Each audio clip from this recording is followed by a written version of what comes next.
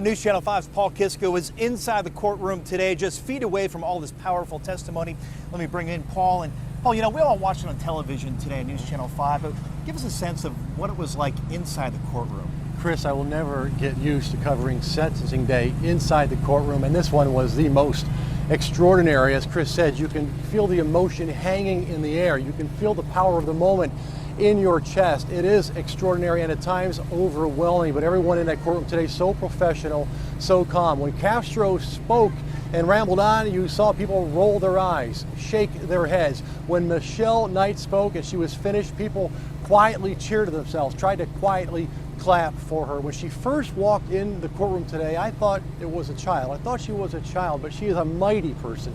She was flanked by her attorney and on the other side a victim's advocate. Then I realized that's Michelle Knight. It was stunning. There was only one row between me and Michelle, and then she got up to speak. At first she just broke your heart, Chris, when she talked about how much she misses her 2.5-year-old son. Every day when she went missing, thought about him. And then she talked about this incredible bond, this pact she formed with her friend, Gina de Jesus, a pact to stay alive. Gina was my teammate. She never let me fall, I never let her fall. She nursed me back to health when I was dying from his abuse. My friendship with her is the only thing that was good out of this situation. We said we will someday make it out alive, and we did. Certainly very moving there today in court, Paul. Michelle Knight, the only victim to attend today's sentencing hearing. That's right, and Chris, there were so many powerful moments today, mostly when Michelle Knight was in the courtroom. She really stole the show. To be there in person, you know, at one point there was only about 20 feet between her and Ariel Castro. She stood in the front row.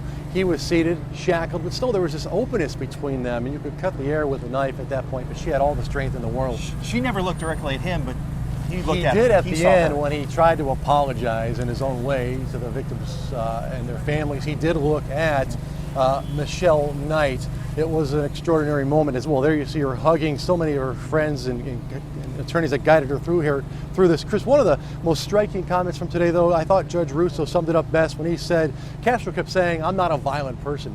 And Judge Russo said, "You hunted for women.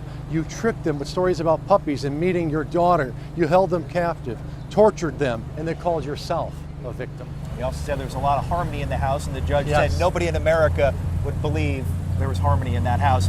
What else? Michelle, obviously, taking the spotlight today. What else struck you in court today? Chris, I think the most chilling moment for me in court, 5 hours of testimony, was when a Cleveland police detective detailed the moment Amanda Berry realized she was in trouble for her life. She took a ride from Ariel Castro. He said that you work with my son, come and meet my daughter. She's at home. When they got to his house on Seymour, he said, "My daughter's upstairs." Amanda Berry goes up the stairs, sensing now this isn't going how she thought it was. She looks through a keyhole, sees a woman locked in a room. That woman is Michelle Knight, being held captive. Now it gives you goosebumps. She runs to a closet. She tries to hide.